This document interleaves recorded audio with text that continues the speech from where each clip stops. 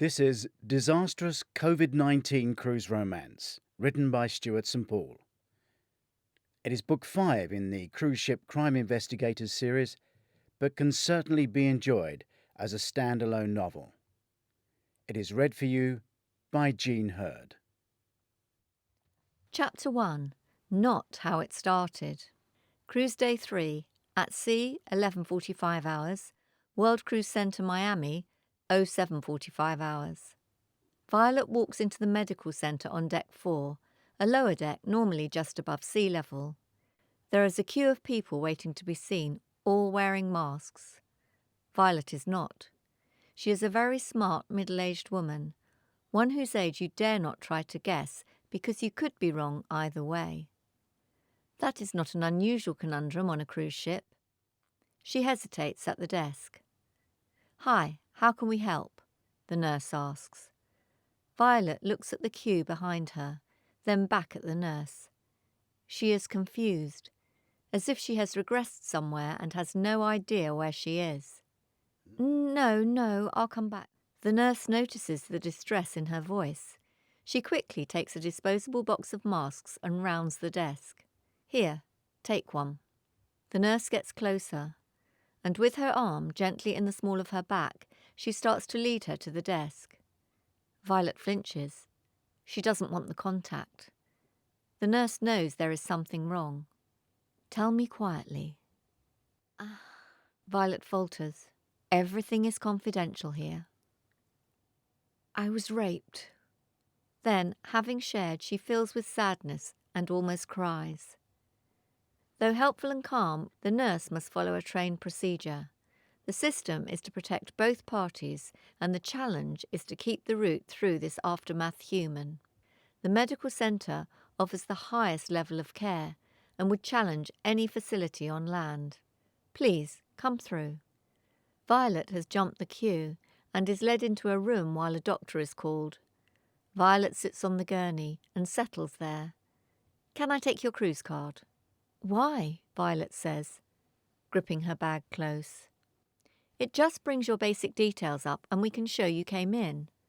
Violet opens her bag, lifts a large unopened envelope to rummage, then, finding the card, she slowly hands it over. It is swiped and given back to her.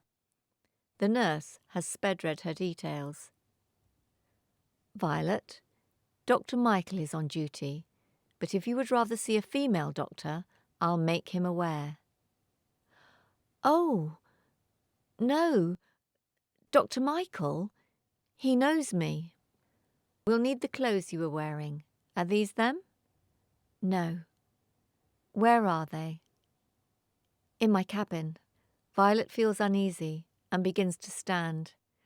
"I think I should go." "Dr. Michael knows you're here and will be keen to see you." Violet relaxes. The nurse has done as expected in keeping her.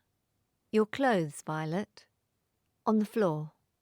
"Do you mind if we send a nurse with a member of security to get them? They're important." "They're worthless. I got everything from a charity shop or online." Violet lays still, very confused. "Does this happen often?" "We deal with any problem, and everything is taken very seriously," the nurse answers. "Are you hurt? In pain?" "Pain? Not now." By 4 p.m. that day, whilst this has been kept quiet, 4 of the ship's departments have become involved. Their managers, wearing face masks, enter the double cabin behind reception. It is a meeting room with just 4 chairs set around a large oval table. Georgie, the entertainment manager, knows she is there because Violet said her attacker was a cabaret artiste, her department. She could do without this. She has more than enough on her hands, and Violet has already uneasily crossed her path. None of the acts have been approached. Although no one can leave the ship while at sea, they only have 1 more day before a port, where many of the acts will leave the ship. The clock is ticking for any investigation. Pete Flynn, the head of security, has already taken a detailed statement from Violet Beckett with 2 female security members present. He has that with him, but does not open the folder. He can remember every word. Some of his security team are now interviewing the medical staff who dealt with the situation from the very first words Violet spoke as she entered. Others in this team are already pulling detail from the new track and trace system. It might have been installed for tracking those who had come into contact with a virus outbreak, but he has not read anything to say it can't be used to solve a crime. Dr. Michael Daniels is the last to sit at the table. He has the medical file on Violet Beckett. This is the second entry in her file. 2 entries as early as day 3 on any cruise is unusual. The senior officer at the table is John Fry, the hotel manager. He must get all the facts right. Head office in Miami had been made aware as soon as the alleged incident was confirmed to him. Executives on Dodge Island, the world epicenter of cruising, are now demanding every detail. These cases are taken very seriously, but timing could not be worse. This is the first cruise in over a year of enforced lockdown due to the worldwide pandemic. The press is watching the cruise industry like a hawk. They are ready to brand cruise liners as virus hotspots and add to that anything they can. The industry, which had been rapidly expanding, has lost way over $100 billion and cannot afford that. In truth, they cannot afford anything. They sit at the 4 compass points of the table, north, south, east and west. We are socially distanced, we can lose the masks. Agreed? John Fry asks, looking towards Dr. Daniels for confirmation. The world has relied on medical experts for a while now, and it hits Michael hard that he has that role in this floating steel city. Michael, John Fry continues, encouraging him to speak first.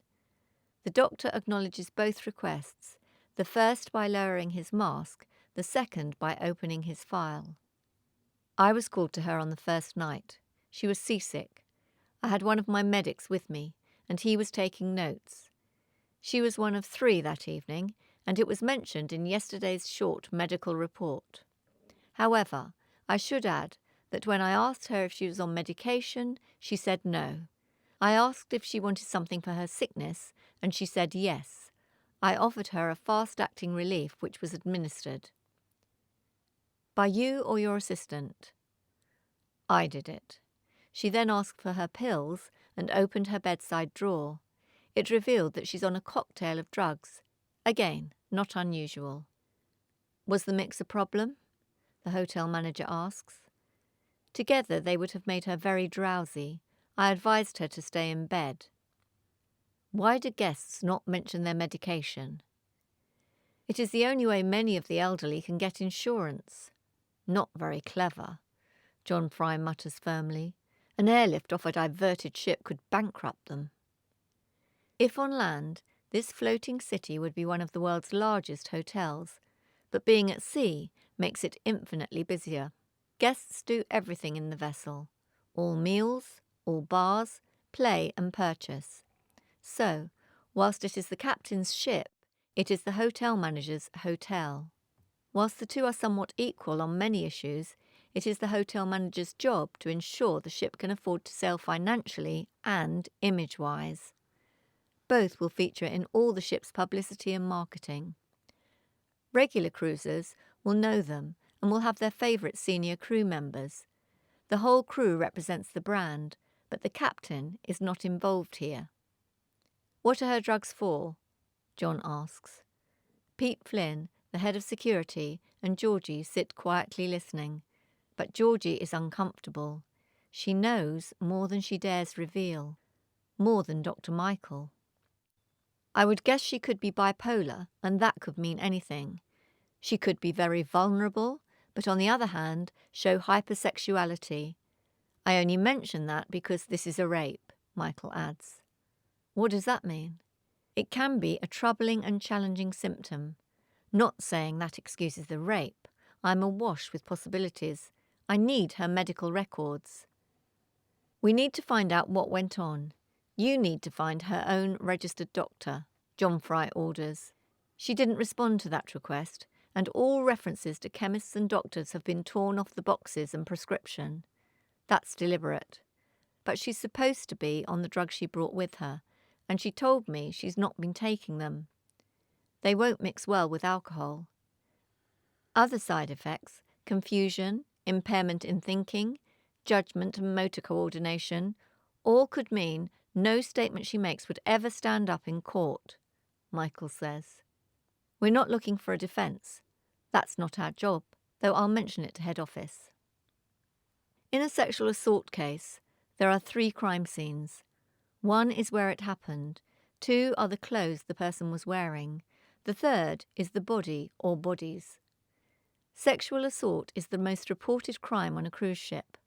Of the hundreds of ships at sea, each carrying thousands of passengers each week, the number of assaults for a year is approximately 82 of the 120 or so reported crimes. The number does not include guests asked to leave the ship from drunkenness, fighting, or minor crimes. These first weeks, those numbers could soar, as it is expected some guests might refuse to conform with the International Maritime Organisation's guidelines for cruising and local government COVID rules, which have been made clear and contractual. Guests choosing to disobey are to be put on close arrest and put off the ship at the first port. There lies another problem, as every country will refuse entry to any form of COVID offender or non-compliant. So they are held in limbo under their embassy or agency until repatriated to the country of their passport, on secure transport and at their own cost. Other passengers are notified of the ship's actions, so all guests are aware their safety is of the first order. A family of 4 had already been put off another ship in Naples during a period when the lockdown was raised. It is far, far stricter now. I will alert the bar staff to keep a special eye on her, John says, still thinking. Where is she now? Pete looks at his smartphone. Track and trace shows she left the medical centre, but it only covers major areas. Not elevators, not stairs, and not cabins. I guess she went to shower and dress in her room. Pete, Georgie, I'm going to have to ask you to keep an eye on her too. Track and trace is not thorough, and it's not human, John says. Stay distanced. We don't know how she will react to that, Michael adds. I'm not in security, I run the entertainment department, Georgie replies firmly. Then entertain her, John suggests. We don't entertain guests one at a time. John Fry looks at Georgie sternly.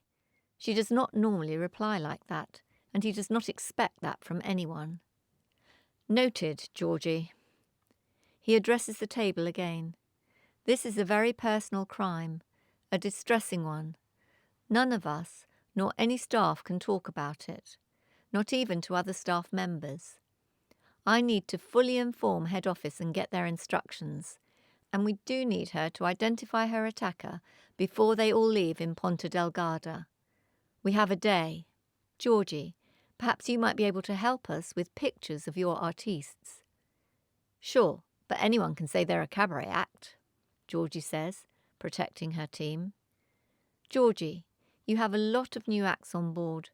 Maybe you don't know them as well as the regulars you think you know. And after nearly a year of shutdown, the regulars might be vastly different people, John says curtly. He wonders if she is holding back. Georgie, anything you know must go in your overdue first report that I need on my desk ASAP.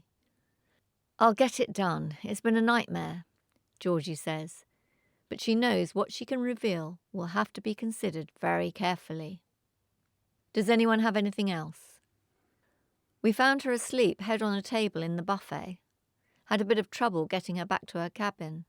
Security head Pete Flynn starts. Our team reported she was drunk, dishevelled, and there was a small issue with her face mask. They let it ride with a warning, because she wasn't refusing to wear it. But that was the first night, not last night, and she was in a state then. When and where needed, a mask is a condition of cruising. Don't go soft, John Fry states. Understood, sir.